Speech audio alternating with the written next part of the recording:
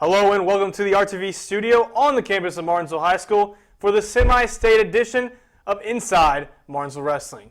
I'm your host, Nate Long, and I'm joined, of course, by head wrestling coach Aaron Johnson. How are you feeling today, going into the semi-state? I feel great, Nate. Honestly, I think we have, unfortunately, we went from 2 to 3. We'll talk about Evan later, but I think we got the two of our guys are definitely going to make it through the state, and I'm super excited about their path. So, we can talk about it a little bit more, but I'm super excited about the way we're going. Yeah, let's talk a little bit about that regional. You brought 8 guys in. 3 guys went through. We'll talk about Evan a little bit later, but talk a little about everyone's matches through regionals. Honestly, I wasn't disappointed. Our regional is the toughest by far, hands down, in the state. If you're going to rank regionals, we're number 1.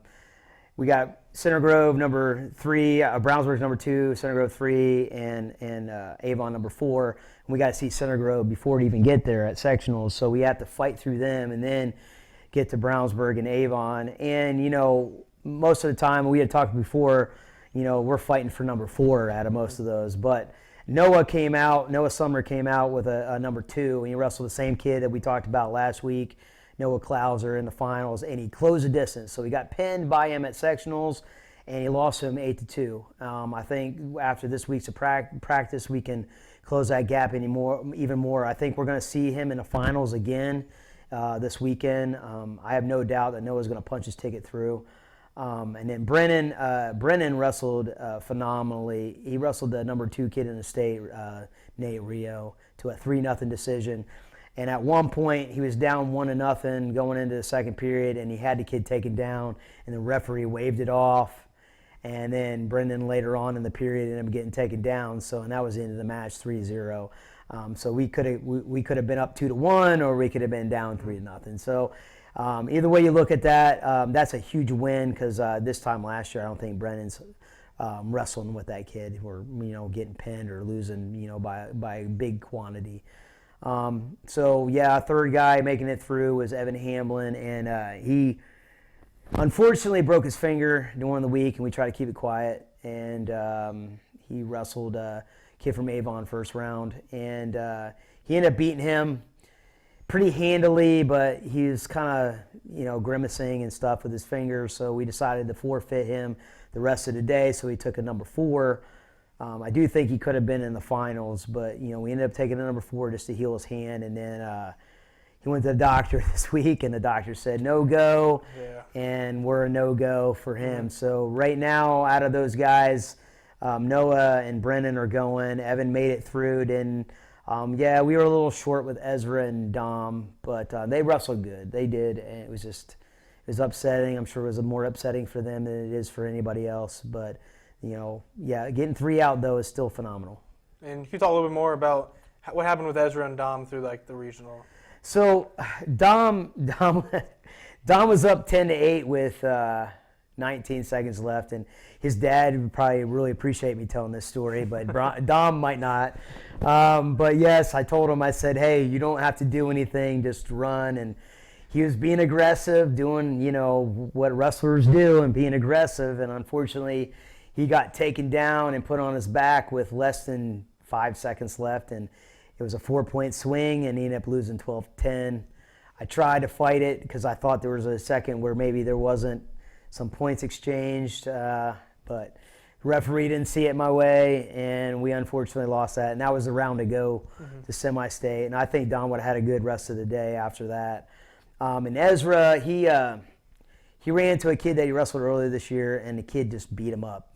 And we kind of had a good game plan going in, and Ezra was down 2-0 in the second period, or actually third period, and they took neutral. The kid took him down, and then Ezra scrambled, got up to his feet, got a takedown with a very short period of time left, but didn't leave enough time on the clock to come back, and he lost 4-3 to the same kid. So, we made a huge adjustment. He got pinned by the kid. Well, almost pinned. I think it was 9-0 last time we wrestled. And we went from 9-0 to 4-3, but just couldn't catch that gap. But they both had phenomenal seasons, and they're both just juniors. So moving on, we're going to see them again next year and in a better scenario. And then you also brought like 2 freshmen, I believe, and great opportunity for them even to make it to regionals, really. Yeah. So Dalen and Tate, really, I don't think in their brain that they had any business being there, but they wrestled their way into it. And unfortunately, they both pulled some really good Brownsburg kids first round. And that's the, I mean, any other regional, I think those 2 get out, honestly, and we're talking about them going to semi-state this week, but they pulled 2 really top-ranked kids from Brownsburg first round. Matter of fact, Tate's kid was number 1, and, you know, it showed. I mean, Tate went out there, he tried to be aggressive, but the kid was just, he's a senior, number 1. Yeah. I mean, but it's experience, and I tell these kids experience is power, and that's pretty important. And they've got the taste of regionals now as a freshman, so next year it should be pretty easy for them. Okay, now moving more on to the semi-state, you know, we talked about 2 guys going through. Can you talk a little about how Noah Sumner, like, what is his road to going on to state? So you have to win 2 matches to go on to state, and 2 consecutive matches. So a lot of people are confused about that. So we basically have, they call them blood rounds in wrestling. So you have to win 2 matches. First one is usually a seed, and then the second one you'll get a higher seed or a lower seed depending on where you're coming in. So Noah was the second seed, so he'll pull a number 3 from another regional first round. And then if he wins that match, he'll wrestle the winner of a 4 and a 1. The first round match, we really don't know a whole lot about the guy, but the guy's record doesn't indicate that, and he's lost to a lot of kids that Noah has lost to. So we're not really too concerned about him, but he has been practicing like he's, you know, hey, we just got to prepare for this guy anyway. We didn't have a lot of film. Matter of fact, I don't even know where the kid's from, to be honest with you. The second guy, though, is a guy that we've been spending more time working on. So we have a feeling the number 1 is going to win that out, and it's a kid from Boonville. And Noah's, his record is 51-0. Noah's record is not quite that high, but we watched the kid a little bit on film, and again, like, we come through a very tough path, and I'm not going to take away from this kid from Boonville his experience and his record, but he's a freshman. Noah's a junior. He's been to semi-state twice. This is the second time around, and he's gone through the toughest regional and lost to the number 1 guy in the state twice. So, and closed the gap on him. So as far as I'm concerned, I think we are heading in the right direction, and Noah's going to punch his ticket. After that, it looks like we might get a Bray Emrine from Floyd Central, which we've wrestled a real close match with earlier this year. And if we win that match, we'll end up with Noah Klauser again in the finals. Brennan's kind of on the same path, same thing. He's got to win 2 in a row. First match is a kid from Mater Dei. I think his name is Caleb Schaefer, and his dad's the coach. Kid's got a decent record, but again, only a freshman. So I think same path. You know, we get through that freshman. We're a number 3, wrestling a number 2, and then we'll get the winner of a number 4 and a number 1.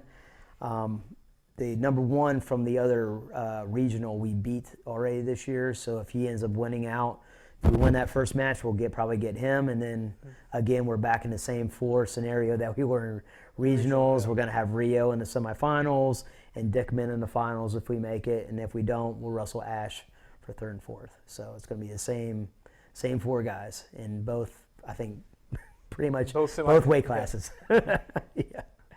And so how does that feel, you know, as first-year head coach, you know, having all these guys heading into semi-state, having a really good chance to go to state? You know, this is your first year, so how does that feel? Honestly, like, I couldn't ask for much more. Like, we've had, I'd say, kind of a dynasty season in a way. I mean, going 20-3 as a team, like, a lot of these kids, first-year varsity, or, you know, some of them first-year wrestling and on our varsity team. And then, you know, finishing the way we did at Mid-State and at Mid-State and Holiday Classic, and in sectionals, placing second. Like, honestly, like, I put that as a goal, but sometimes you just put those as goals because you kind of want to get the kids to achieve higher than what they think they can. And we achieved higher than what I thought we could. And then going into regionals, like, you know, it would have been great to get 5 or 6 kids out, but realistically, getting 2 or 3 out of our regional is like a fantastic job. I mean, most teams that are in the same position we are getting 1 out. So getting 2, 3 technically, I mean, I said again, I feel bad for Evan not being able to wrestle this weekend, but we got 3 out definitely, and moving on, I mean, 2 have a potential to go to state. I mean, I don't remember, I think Mike Adonson was the last wrestler, and he's on our coaching staff, was the last wrestler to wrestle at state for Martinsville, and that was like 2020, 2019. So, like, it's been a few years since we've been to state, so it'd be really nice to take a couple kids to state this year. Yeah, well, we want to wish you and all the wrestlers best of luck tomorrow, competing at the Ford Center in Evansville. You know, if you can, I know it's kind of a long drive for most people in Martinsville, but come out, support the wrestlers. And we just wanted to say thank you all for coming on to the show, you know, coming on for this all these segments we've been doing all the way through, and hopefully get to that state. One more. One more. Okay, and that's going to do it here at the RTV studio. Thanks for watching. Hope you see you next time inside Martinsville Wrestling.